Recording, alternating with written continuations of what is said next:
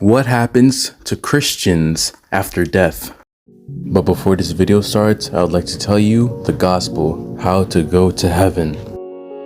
Romans chapter 10, verse 2 to 4. I know what enthusiasm they have for God, but it is misdirected zeal, for they don't understand God's way of making people right with himself. Refusing to accept God's way, they cling to their own way of getting right with God by trying to keep the law. For Christ has already accomplished the purpose for which the law was given. As a result, all who believe in him are made right with God. God's way of making us right with him, God's way of allowing us to go to heaven, is by believing alone. But a lot of Christians try to add in their own ideas or ways or methods to get to heaven.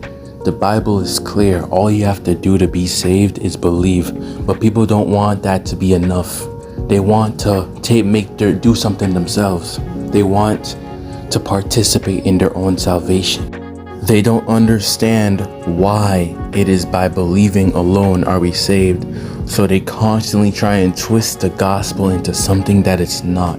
They look to God's commandments as a method to go to heaven, but that is not how you get right with God.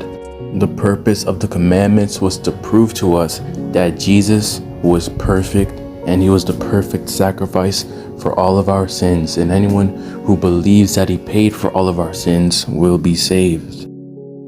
Romans chapter 6, verse 1 to 2. Well then, should we keep on sinning so that God can show us more and more of his wonderful grace? Of course not. Since we have died to sin, how can we continue to live in it? This is what people need to understand about the gospel. It is believing alone that we get to heaven. It's not our works before or after we get saved.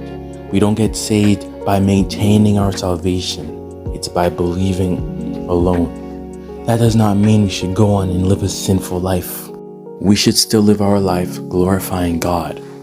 But the truth is, that is not what gets us to heaven. It is believing. No one is telling you to go on and live a sinful life.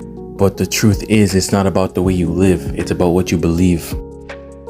Ephesians chapter 2, verse 8 to 9. God saved you by his grace when you believed, and you can't take credit for this. It is a gift from God. Salvation is not a reward for the good things we have done, so none of us can boast about it. We get saved by believing alone. It's not by our works. We do not obtain salvation by the good things we do.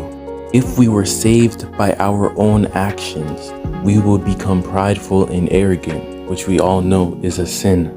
Salvation is a gift from God. You do not work for your gifts, you simply take it. Romans chapter 11, verse 29. For God's gifts and his call can never be withdrawn. Salvation is a gift from God, and God's gifts and his calling can never be withdrawn. Never, ever. Once you are saved forever. You can never lose your salvation. Once you obtain salvation by believing, your soul is in the hands of God and he will never allow you to leave him. Once you are saved, you will never leave the hand of God. God will always be with you no matter what.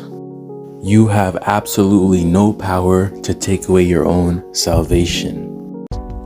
1 Thessalonians chapter 4, verse 16 to 17. For the Lord himself will come down from heaven with a commanding shout, the voice of the archangel. First, the believers who have died will rise from their graves. Then together with them, we who are still alive and remain on the earth will be caught up in the clouds to meet the Lord in the air. Then we will be with the Lord forever. As Christians, when we die, we will be unconscious in our graves until Jesus comes back. We will not go to heaven. When Jesus comes back, the Christians who have died will be resurrected from the dead and gain consciousness again. And the Christians who are alive will get their transfigured bodies as well and go to Jesus. When Jesus comes back, all Christians will be resurrected from the dead and will be reborn and have their new eternal bodies. Now you might be thinking, no, our bodies are going to stay dead, but our spirit is going to go to heaven. Unbiblical. 2 Corinthians chapter 5, verse 2 to 3. For we grow weary in our present bodies, and we long to put on our heavenly bodies like new clothing. For we will put on our heavenly bodies. We will not be spirits without bodies.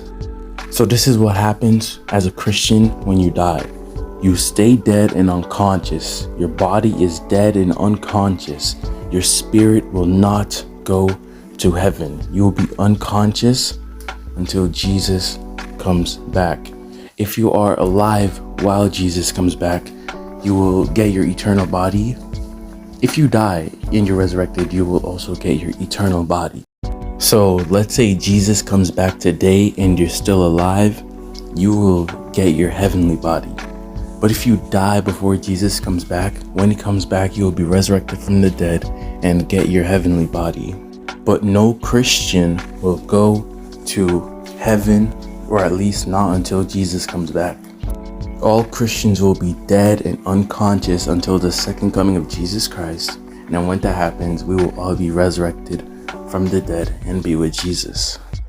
Thank you for listening. God bless you.